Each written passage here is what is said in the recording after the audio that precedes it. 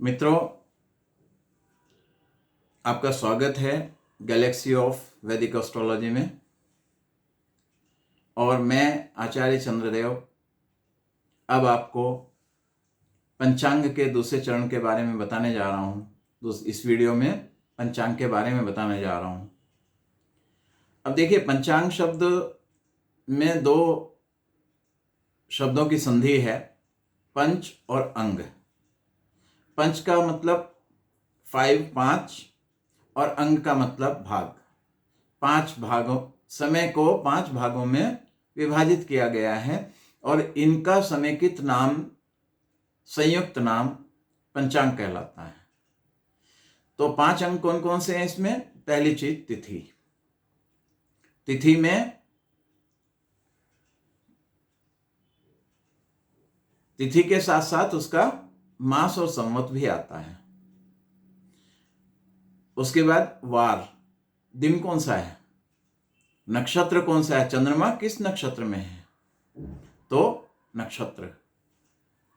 फिर योग, चंद्रमा और सूर्य का समेकित प्रभाव योग कहलाता है, योग है। फिर करण, अच्छा या बुरा कालखंड। इसको कहा गया कि अलग अलग समझने की कोशिश की गई और इसे शुभ या अशुभ मुहूर्त का नाम दे दिया गया। चलिए, मुहूर्त के बारे में तो हम बाद में समझेंगे, लेकिन पहले अभी हम पंचांग को ही समझने की कोशिश करते हैं। तो उसने जो प्राचीन व्यक्ति या आदिवासी जिसको कह सकते हैं, या सबसे आदि मानव कह सकते हैं, तो उसने ग्रहों, उपग्रहों और दूसरे आकाशीय पिंडों की पहचान की। उनकी स्थिति को भी सूर्य और चंद्रमा के सापेक्ष उनको जो है उनका अध्ययन किया और इससे जो है ज्योतिष का प्रादुर्भाव हुआ। उनके प्रभाव का अध्ययन किया, पृथ्वी पे क्या प्रभाव पड़ रहा है, निवासियों के पे क्या प्रभाव पड़ रहा है। अब इतना बड़ा ज्योतिष शास्त्र हो चुका है कि इसे समझने में किसी एक मानव की बुद्धि सक्षम नहीं है, और इसीलिए अनेक विद्वानों ने अपने अनुभव के आधार पर ज्योतिष की अनेक विधाओं का विकास किया और जिनका सदुपयोग करके हम अपने चारों ओर घटित होने वाली घटनाओं के बारे में जानने का प्रयास करते हैं। अब देखिए, सूर्य और चंद्रमा की स्थिति और उनकी गति का निर्धारण कैसे किया गया कि ये मनुष्य ने देखा। सामान्यतः हम जानते हैं कि पृथ्वी सूर्य के चारों तरफ घूमती है, लेकिन हम सूर्य पे खड़े होकर ऑब्जर्वेशन नहीं कर सकते। हम पृथ्वी के वासी हैं, पृथ्वी पे खड़े होकर हम ऑब्जर्वेशन करते हैं, यहाँ बैठ के ऑब्जर्वेशन करते हैं। तो जहाँ से हम देख रहे हैं उसी के सापेक्ष हम गतियों को निर्धारित करते हैं। सूर्य और चंद्रमा ये दोनों पृथ्वी के चारों ओर घूमते हुए नजर आते हैं, दिखाई देते हैं, लेकिन ये हर समय एक ही स्थान पे दिखाई नहीं देते। ठीक है, समय के साथ ये जो है अन्य स्थान पे दिखाई देते रहते हैं, इसलिए इनकी गति को क्या माना गया? वृत्ताकार माना गया। अब यहाँ पे भारत में सूर्य दिखाई दे रहा है, फिर जो है दुबई में दिखाई देगा, यूएई के अंदर, यूएई से जो है वो ब्रिटेन की तरफ दिखाई देगा और ब्रिटेन से फिर वो न्यूयॉर्क अमेरिका की तरफ, कैलिफोर्निया होते हुए ये वापस जापान और ऑस्ट्रेलिया में दिखाई देगा। तो इस तरह से इस गति को माना गया वृत्ताकार। और उस वृत्त के इन्होंने क्या किए? 360 भाग किए और एक भाग को अंश कहा गया, अंश, डिग्री, जिसको अंग्रेजी में कहा जाता है 360 डिग्री। लेकिन सूर्य और चंद्रमा की गति जो है वो एक दूसरे के सापेक्ष निरंतर बदलती रहती है। इसको निर्धारण करने के लिए एक के सापेक्ष दूसरे की स्थिति को देखा गया। सूर्य हर रोज उदित होता है, शाम को अस्त हो जाता है।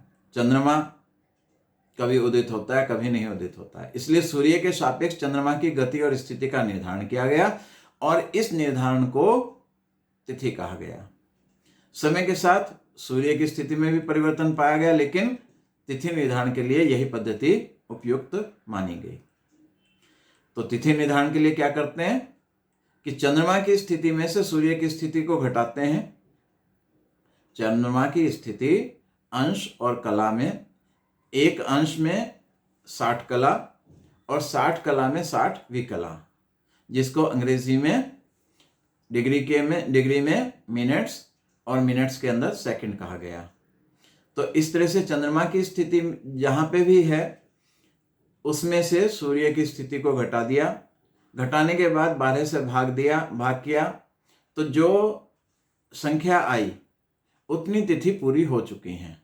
अब अगली तिथि चल रही है। अगर 12 से भाग देने पे 3 का अंक आया तो इसका मतलब 3 तिथि पूरी हो चुकी हैं और चौथी तिथि इस वक्त चल रही है। तो इस तरह से हमें तिथि प्राप्त हुई और तिथि का नामकरण किया गया प्रतिपदा, द्वितीया, तृतीया, और इसको शुक्ल पक्ष से शुरू किया गया। शुक्ल पक्ष मतलब जब चंद्रमा की स्थिति में वृद्धि होती है, चंद्रमा के आकार में वृद्धि होती है, उसको शुक्ल पक्ष कहते हैं। और जब चंद्रमा का आकार घटने लगता है तो पूरा अंधकार हो जाता है अमावस्या तक, उसको कृष्ण पक्ष कहते हैं। तो इसको शुक्ल पक्ष की प्रतिपदा से शुरू करके और अमावस्या तक गिना गया और इस गिनती को 1 से लेकर 30 तक। अगर कहा गया कि आज तिथि चौथी है, चौथी का मतलब जो है चतुर्थ शुक्ल चतुर्थी है। अगर कहा गया कि ये 21वीं जो है तिथि है, 21वीं का मतलब क्या हुआ कि ये कृष्ण षष्ठी है। तो इस तरह से जो तिथियों का निर्धारण हुआ। तिथियों का निर्धारण होने के बाद में इसी स्थिति को जो क्या कहा गया, मास कहा गया।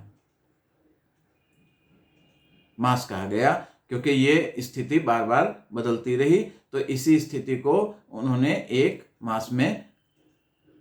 मास की गिनती में ले लिया कि ये एक मास है। ठीक है, अभी इतना ही।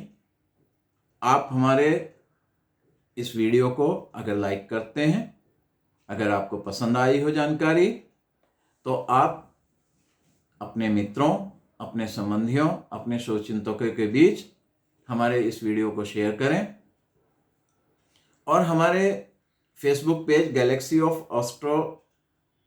गैलेक्सी ऑफ वैदिक एस्ट्रोलॉजी और उसको लाइक कर लें और आचार्य चंद्रदेव को फॉलो करें फेसबुक के ऊपर।